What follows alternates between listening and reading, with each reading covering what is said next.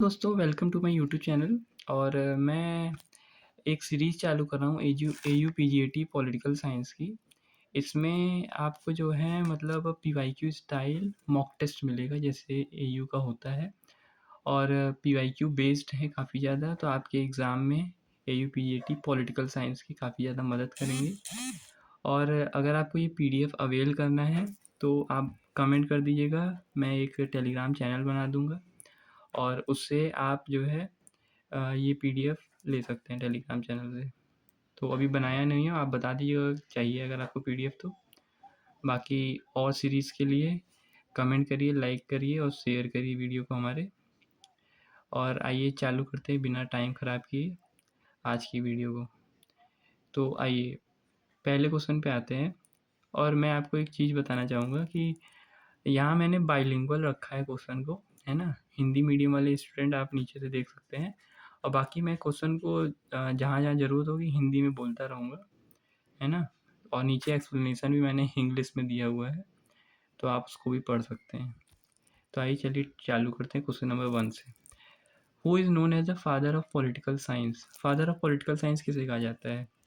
Option number B political science. Father कौन है? Aristotle. Answer B. यहाँ आप देख सकते हैं ये लिखा हुआ है यहाँ पे। और फिर हम लोग चलते हैं question number 2। Plato famous book is the Republic. Answer number C. According to Plato who should rule the ideal state? तो फिलोसफर किंग जो था प्लेटो के हिसाब से रूल करना चाहिए, आइडियल रूलर होता था, है ना, क्योंकि उसी के पास नॉलेज और रीज़न होता था, है ना। फिर आते हैं क्वेश्चन नंबर 4 पे। Aristotle described man as. Answer number C political animal बोलता था, क्योंकि एरिस्टोटल का एक फेमस कोट भी है, man is by nature a political animal, इधर अ बीस्ट और अ गॉड। ये एक फेमस लाइन है, कोड भी पूछ सकता है, आप दिमाग में याद रखिए अपने। और फिर उसके बाद आते हैं Machiavelli is associated with which book? तो मैकियावेली की आपको ये बुक याद रखना है, बहुत ज़्यादा रिपीटेड क्वेश्चन है। मैकियावेली की जो फेमस बुक थी द प्रिंस थी, है ना, जिसमें मॉडर्न पॉलिटिक्स के बारे में उन्होंने बात किया था।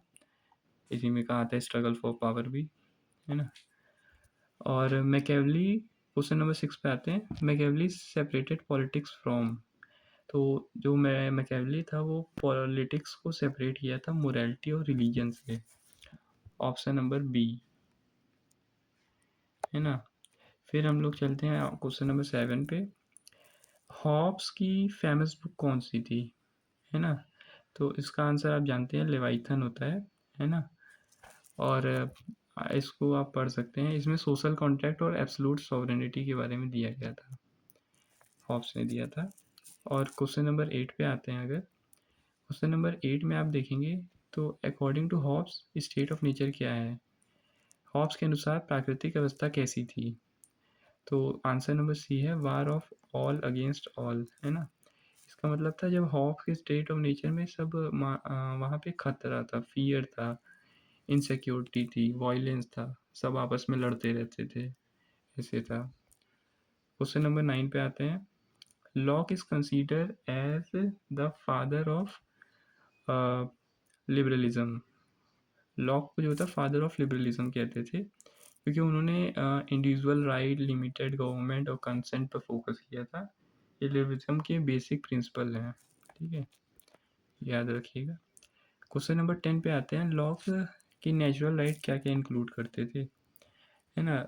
लॉक की जो नेचुरल राइट था वो लाइफ, लिबर्टी और प्रॉपर्टी, ये 3 चीज़ पे फोकस करते थे।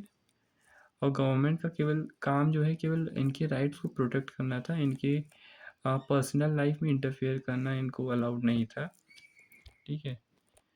फिर आते हैं क्वेश्चन नंबर 11 पे। तो इसमें क्या है, रूसो का फेमस कॉन्सेप्ट क्या था? रूसो का जो फेमस कॉन्सेप्ट था, जनरल विल का कॉन्सेप्ट दिया था रूसो ने, है ना।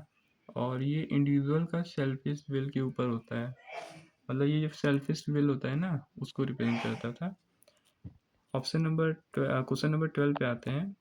तो man is born free but everywhere he is in chains. तो ये कोट किसने कहा था, बहुत ज़्यादा पूछा जाता है। तो इसको भी रूसो भाई साहब ने कहा था, है ना। और ठीक है, नेक्स्ट क्वेश्चन पे चलते हैं। क्वेश्चन नंबर 13 पे आते हैं। तो JS Mill is associated with which work. JS Mill का जो कौन सा वर्क था, है ना, तो उसका जो वर्क था ऑन लिबर्टी था। उन्होंने ऑन लिबर्टी दिया था जीएस मिल ने। और इनका पूरा नाम भी याद रखिए, जॉन स्टुअर्ट मिल। फिर उसके बाद आते हैं क्वेश्चन नंबर 14 पे। Bentham utilitarianism is based on. Bentham का उपयोगितावाद का सिद्धांत किस पर आधारित है। तो वो जो है greatest happiness of the greatest number ही डिपेंड करता है, अधिकतम लोगों का अधिकतम सुख। ठीक है। Karl Marx is mainly associated with historical materialism. जो कार्ल मार्क्स किससे एसोसिएटेड था, वो हिस्टोरिकल मटेरियलिज्म से था। इसके अकॉर्डिंग यहाँ पे देखिए लिखा हुआ है, इसके अकॉर्डिंग सोसाइटी का डेवलपमेंट इकोनॉमिक स्ट्रक्चर और क्लास स्ट्रगल से होता है। आइए नेक्स्ट क्वेश्चन पे आते हैं, क्वेश्चन नंबर 16 पे। Marks theory of history is based on.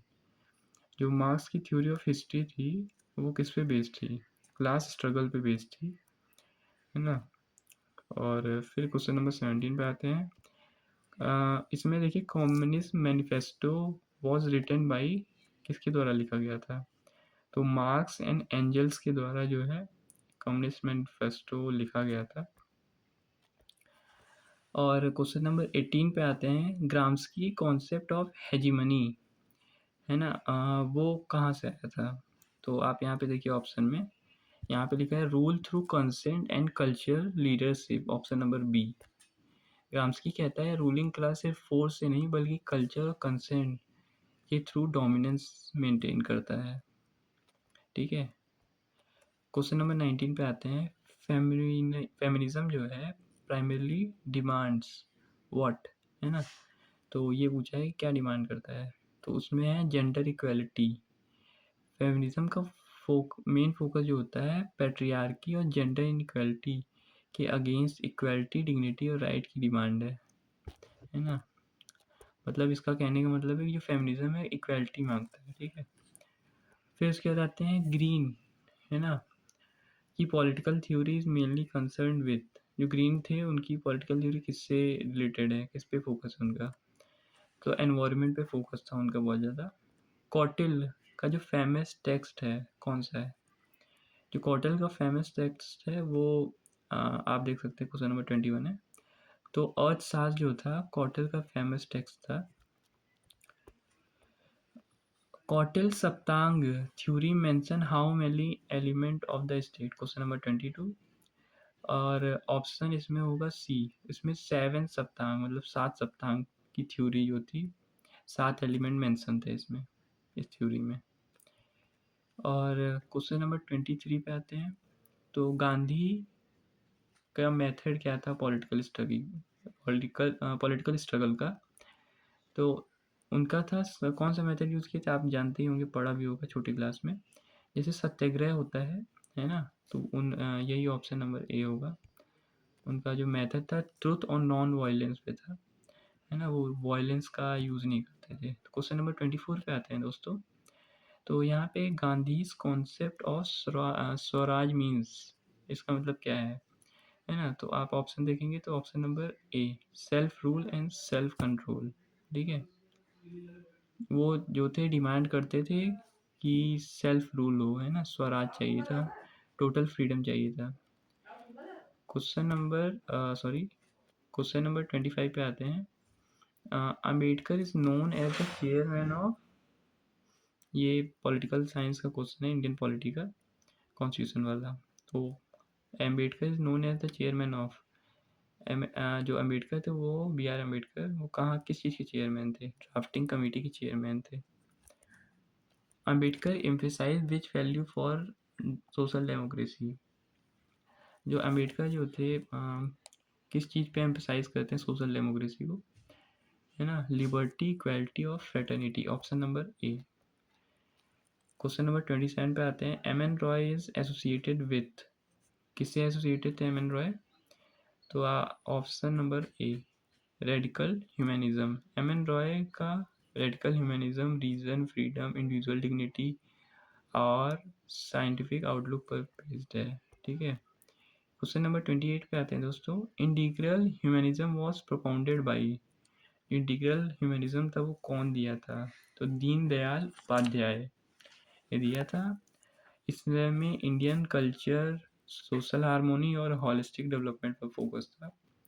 Question number 29 पे आते हैं। Raja Ram Mohan Roy is mainly associated with, किस पे था? तो इसमें आप देखेंगे तो answer number A, social and religious reform. ठीक है, राजा राम मोहन ने सती प्रथा के अगेंस्ट, वुमेन राइट्स और मॉडर्न एजुकेशन को सपोर्ट में रिफॉर्म मूवमेंट चलाए थे, है ना। स्वामी विवेकानंद किस पे एम्फेसाइज करते हैं, है ना। क्वेश्चन नंबर 30, तो इनका जो स्वामी विवेकानंद का एम्फेसिस था वो ऑप्शन नंबर ए देखिए, स्पिरिचुअल नेशनलिज्म पे था। ठीक है, नेक्स्ट क्वेश्चन पे आते हैं। The preamble of the Indian constitution begins with, आप ये देखिए ऑप्शन, ये तो आपने पढ़ा भी होगा अगर, तो ऑप्शन नंबर ए जो है, we the people of India, ये इसका आंसर है। क्योंकि हमारा जो प्रीएम्बल है एक तरह से इंडेक्स है, और जो जनता है उसी से कॉन्स्टिट्यूशन जो है पूरा बेस्ड है, इसलिए we the people of India use किया जाता है। India is prescribed in the preamble as, जो प्रीएम्बल में इंडिया कैसे लिखा गया है प्रस्तावना में, तो आप देखेंगे option number A, sovereign socialist secular democratic republic. ये 5 वर्ड आपको याद कर लेने हैं, क्योंकि इससे ज़्यादा बहुत सारे एग्ज़ाम में, कॉम्पिटिटिव एग्ज़ाम में क्वेश्चन आते हैं और इसमें भी पूछा जा सकता है ना, और पूछा भी गया है कई बार। Fundamental rights are given in which part of the constitution, अगर आपसे ये पूछा जाए कौन से पार्ट में फंडामेंटल राइट है ना मेंशन है कॉन्स्टिट्यूशन में, तो उसका आंसर है answer number C, part 3, part 3 में मेंशन है, याद रखिएगा फंडामेंटल राइट। क्वेश्चन नंबर 34 पे आते हैं। तो इसमें डीपीएसपी जो है, directive principle of state policy, राज्य के नीति निर्देशक तत्व, है ना, किस भाग में है? तो वो डीपीएसपी जो है पार्ट 4 में है, भाग 4 में, और इसको याद रखिएगा। फिर क्वेश्चन नंबर 35 है ना, fundamental duties were added by which amendment, जो फंडामेंटल ड्यूटीज जो हैं किस अमेंडमेंट से जोड़े गए थे? 42nd अमेंडमेंट से जोड़े गए थे, 1976 में जो हुआ था फंडामेंटल ड्यूटीज, आपको ये याद रखना है। फिर क्वेश्चन नंबर 36 पे आते हैं। Article number 14 deals with, article number 14 किस किस साथ डील करता है? तो इसका आपको सीधा मुंजबानी याद होना चाहिए, मैं इसका और थोड़ा सा बता देता हूँ। एक इक्वलिटी बिफोर लॉ होता है, और एक और होता है इक्वल प्रोटेक्शन ऑफ लॉ, है ना। तो ये दो होते हैं, इसको याद रखना है। क्योंकि जैसे यहाँ पे इक्वलिटी, ऑप्शन नंबर ए देखिए, इक्वलिटी बिफोर लॉ लिखा हुआ है, तो यहाँ पे ये जो है वो पूछ दे सकता है, इक्वल प्रोटेक्शन ऑफ लॉ भी लिख सकता है। तो दोनों आर्टिकल 14 से ही डील करते हैं, ये याद रखिएगा। फिर क्वेश्चन नंबर 37 में आते हैं। आर्टिकल नंबर 19 किस में दिया हुआ है? आर्टिकल नंबर 19 जो है क्या प्रोवाइड करता है ना। तो इसमें जो है आप पढ़ेंगे option number A, right to freedom, स्वतंत्रता का अधिकार देता है ना। Speech, movement, association, residence, profession, है ना, ये सब आपको अधिकार मिलते हैं आर्टिकल 19 के तहत। और आर्टिकल है ना, इन सबको जो है एबॉलिश भी नहीं कर सकते। तो क्वेश्चन नंबर 38 पे आते हैं। आर्टिकल 21 प्रोटेक्ट क्या करता है? प्रोटेक्ट करता है ना, लाइफ और पर्सनल लिबर्टी, ऑप्शन नंबर ए, है ना। इस, और ये आप इसको भी याद रखिएगा कि इमरजेंसी के टाइम आर्टिकल नंबर 20 और 21 को कभी भी मतलब ख़त्म नहीं किया जा सकता। बाकी पार्लियामेंट के पास अधिकार होता है कि बाकी आर्टिकल को जो है ना, निरस्त कर दे, ख़त्म कर दें, लेकिन आर्टिकल 20 और 21 को नहीं ख़त्म किया जा सकता। इसका भी क्वेश्चन पूछा जा सकता है आपसे। तो राइट टू एजुकेशन का अधिकार हम लोग को किस आर्टिकल में मिलता है? तो वो आपको आर्टिकल 21 ए में मिलता है ना। उसमें सरकार कॉन्स्टिट्यूशन में लिखा है कि 6 से 14 साल के जो बच्चे हैं उनको जो है फ्री और कंपलसरी एजुकेशन का राइट है ना। क्वेश्चन नंबर 40 पे आते हैं। Article 32 was called heart and Saul of the constitution, किसके द्वारा कहा गया था? ये बी आर अम्बेडकर के द्वारा कहा गया था। Basic structure of doctrine was established in, है ना, कौन सी केस में बेसिक स्ट्रक्चर जो था, है ना, कॉन्स्टिट्यूशन का, वो, है ना, इस्टेब्लिश हुआ था? तो option number A, Keshav Nanda Bharati case, ये आपको याद रखना है। और इसकी डेट भी आप याद कर सकते हैं, 1973 डेट है, ठीक है। और फिर क्वेश्चन नंबर 42 पे आते हैं दोस्तों, है ना, जुडिशियल रिव्यू, है ना।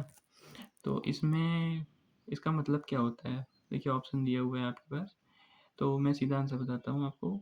Option number A, court examining law and execution action, मतलब इसका ये है कि जुडिशियल रिव्यू से जुडिशरी चेक करती है कि लॉ या एग्जीक्यूटिव एक्शन कॉन्स्टिट्यूशन के अगेंस्ट तो नहीं है, इसलिए ये ऑप्शन है। क्वेश्चन नंबर 43 पे आते हैं।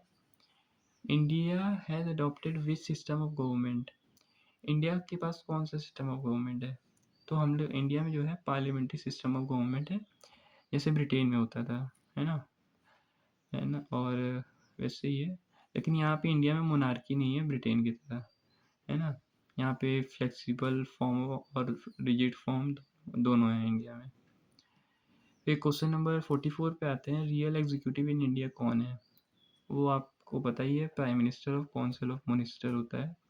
क्योंकि प्रेसिडेंट का जो प्रेसिडेंट क्या होता है, नॉमिनल हेड होता है, उसके पास कोई रियल पावर नहीं होती है ना। तो आइए हम लोग क्वेश्चन नंबर 45 पे बढ़ते हैं। तो council of minister is collectively responsible to, किसको रिस्पॉन्सिबल होते हैं? Option number A, Lok Sabha. Question number 46 पे आते हैं। Who decide whether a bill is a bill और नॉट, बिल कौन डिसाइड करता है ना, है कि नहीं है बिल? ये डिसाइड करने का काम जो होता है स्पीकर ऑफ लोकसभा जो होते हैं उनका काम होता है। मनी बिल का सर्टिफिकेशन लोकसभा स्पीकर करता है, ये एग्जाम में फ्रिक्वेंटली आस्क्ड क्वेश्चन है, पूछा भी जाता है। President of India is elected by, अब इसमें देखिए प्रेसिडेंट ऑफ इंडिया कैसे इलेक्ट होता है, किसके द्वारा? तो इसका ऑप्शन नंबर बी होता है, इलेक्टोरल कॉलेज के द्वारा, सॉरी, है ना। प्रेसिडेंट का इलेक्शन इलेक्टेड एमपीज और एमएलए जो इलेक्टेड इलेक्टोरल कॉलेज से होता है, सिंगल ट्रांसफरेबल वोट से होता है। तो आप एक एसटीवी भी याद कर सकते हैं, सिंगल ट्रांसफरेबल वोट, है ना। और एक होता है पीआर, है ना, एसटीवी कहते हैं वैसे इसको, proportional representation single transferable vote. Governor of state is appointed by, governor of state कैसे अपॉइंट होता है? प्रेसिडेंट के द्वारा, है ना। तो ऑप्शन नंबर बी। चलिए नेक्स्ट क्वेश्चन पे चलते हैं 49 पे। Residuary power in India belong to, residuary power जो है, अवशिष्ट शक्तियाँ जो हैं वो किसके पास हैं? अवशिष्ट शक्तियाँ जो हैं यूनियन गवर्नमेंट के पास हैं, ठीक है। चलिए क्वेश्चन नंबर 50 पे चलते हैं दोस्तों। क्वेश्चन नंबर 50 जो है, 73rd constitution amendment is related to, कौन किससे रिलेटेड है ना।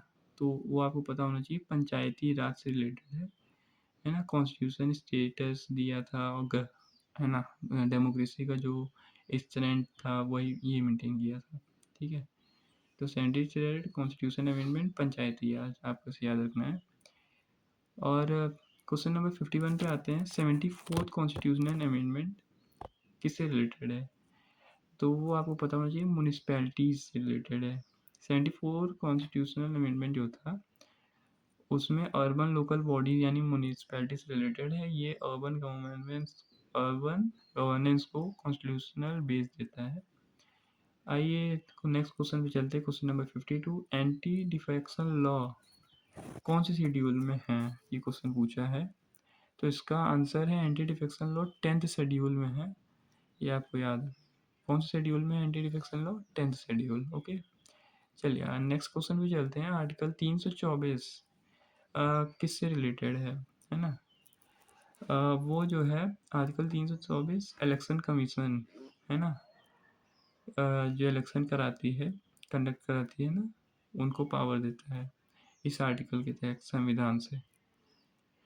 Finance commission is constituted under कौन से आर्टिकल? फाइनेंस कमीशन जो है वो कौन से आर्टिकल के तहत मतलब माना जाता है ना, बनता है?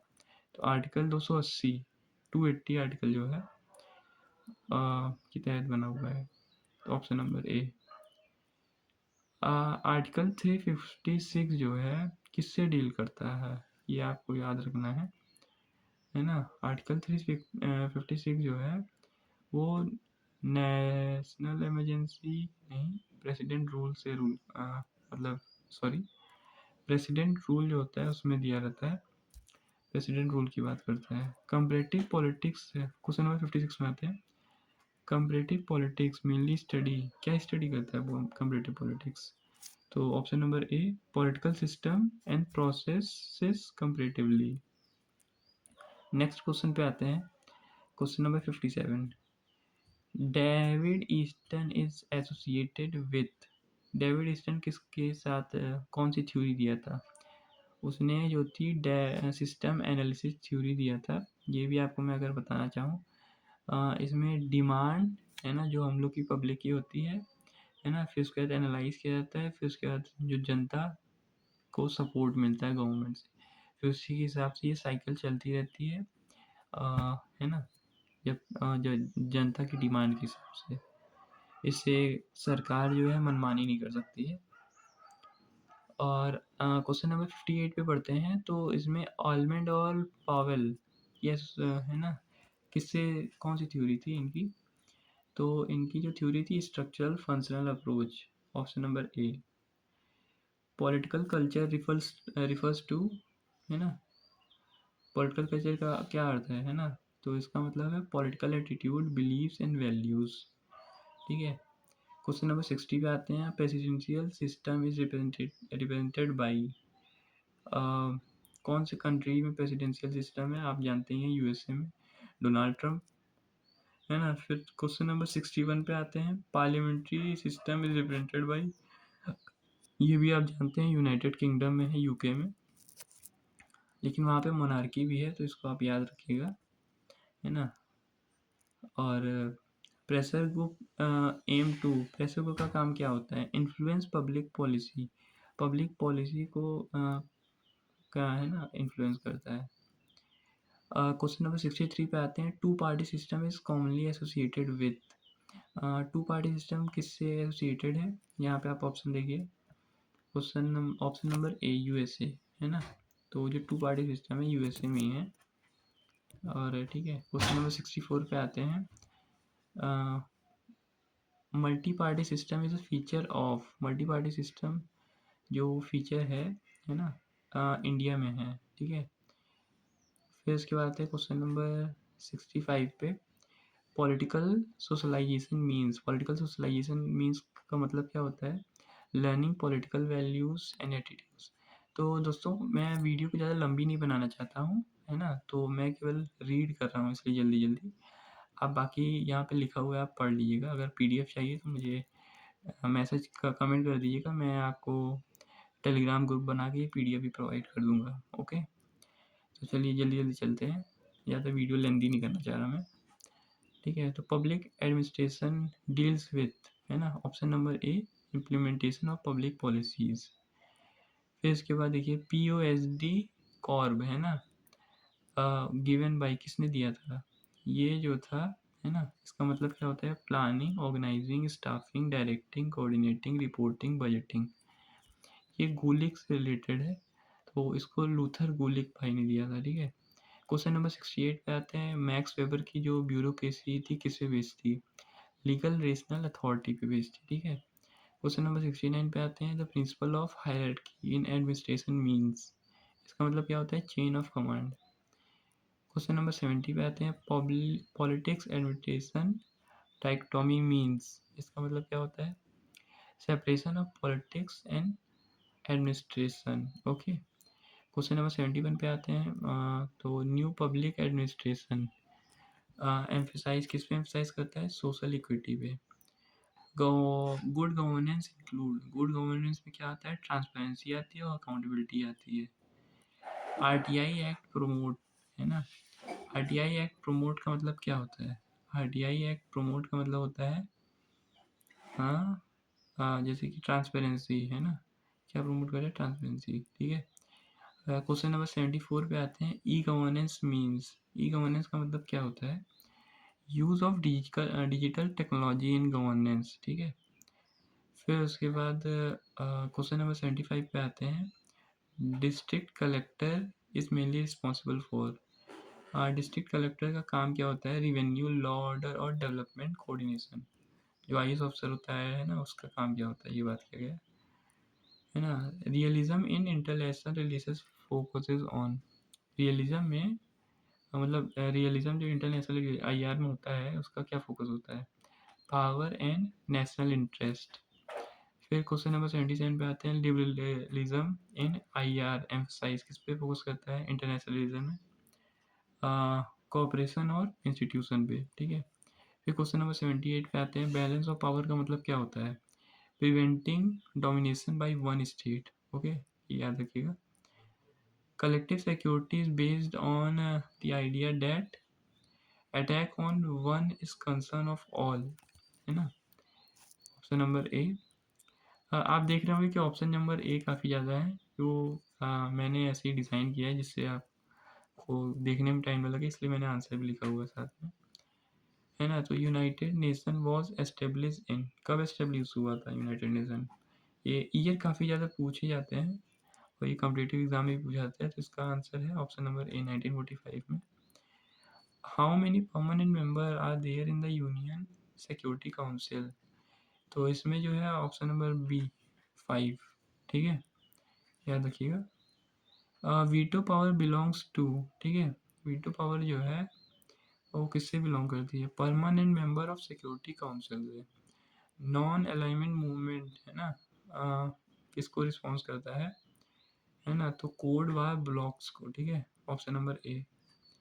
पंचशील इज रिलेटेड टू, किससे रिलेट करता है पंचशील? देखिए, पीसफुल को एग्जिस्टेंस से, option number A. Indian foreign policy traditionally emphasise किस पे फोकस करता है? नॉन अलाइनमेंट और स्ट्रेटजिक ऑटोनॉमी पे। SAARC is regional organisation of, देखो सार्क है, बहुत फेमस है, आईआर का क्वेश्चन है ये, तो ये साउथ एशिया पे फोकस करता है, आप इतना याद रखिए। फिर क्वेश्चन नंबर 87 पे आते हैं। ग्लोबलाइजेशन एफ स्टेट सॉवरेनिटी बाई, है ना, और creating external economy and political pressure, ठीक है। क्वेश्चन नंबर 88 पे आते हैं। Human right are strongly associated with which 1948 document? तो ऑप्शन नंबर ए इसका आंसर है, universal declaration of human right, UDHR 1948। Question number 89 पे आते हैं। सस्टेनेबल डेवलपमेंट का मतलब क्या होता है?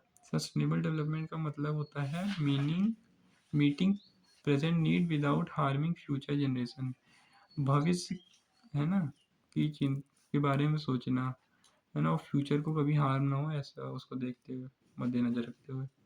तो क्वेश्चन नंबर 90 पे आते हैं। Climate change is necessarily is primary matter of, किस चीज़ का मैटर है?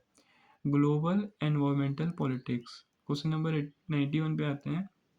Hypothesis research in research is, है ना, उसका मतलब क्या होता है? Tentative statement to be tested. फिर क्वेश्चन नंबर 92 पे आते हैं। क्वालिटेटिव रिसर्च फोकसेस ऑन, किस पे फोकस करता है? मीनिंग, इंटरप्रिटेशन और कंटेक्स्ट पे, ठीक है। क्वेश्चन नंबर 93 पे आते हैं। Qualitative research is based on numerical data, statistics, है ना, किस पे? इस पे फोकस करता है, ठीक है। क्वेश्चन नंबर 94 पे आते हैं। सैम्पलिंग का मतलब क्या होता है? सैम्पलिंग का मतलब होता है selecting a representative part of population, है ना, जनसंख्या की प्रतिनिधि भाग का चयन। Primary data is collected by, primary data कैसे कलेक्ट किया जाता है? रिसर्चर डायरेक्टली कलेक्ट करते हैं, ठीक है, शोधकर्ता द्वारा सीधे, ठीक है। इंडियन सेकुलरिज्म का मतलब क्या होता है? Equal respect for all religion, सभी धर्मों के प्रति सम्मान। क्वेश्चन नंबर 97 क्या होता है? कोएलिशन इन इंडिया रिफ्लेक्ट्स, क्या कहता है? Multi party system and regional diversity. Mandal politics is associated with, किसे रिलेट करती है? Question number A, OBC reservation and social justice. Question number 99, public interest litigation is use for, किस लिए होता है? Protection of public interest. फिर question number 100 आते हैं। और unity in diversity in India means क्या होता है उसका मतलब? National unity despite culture diversity. तो मैं आपको बताना चाहूँगा यहीं पे हम लोग का मॉक टेस्ट जो है यूपीजीएटी पॉलिटिकल साइंस का ये वाला मॉक 1 ख़त्म होता है। और अगर आपको और चाहिए तो आप बता दीजिएगा, है ना? कमेंट करिएगा, लाइक करिए, शेयर करिए वीडियो को, है ना? और अगर आपको और चाहिए तो आप कमेंट करिए, बताइए आपको इस पे चाहिए, टॉपिक वाइज़ चाहिए, सेक्शन चाहिए वाइज़ चाहिए कि ऐसे ही सही है। तो उसके हिसाब से मैं आपकी डिमांड के हिसाब से और वीडियो लाता रहूँगा। और ये आई थिंक आपको हेल्पफुल होगा, और वीडियो पसंद आई होगी तो लाइक करिएगा, सब्सक्राइब करिएगा। अभी मैंने स्टार्ट ही किया है ना?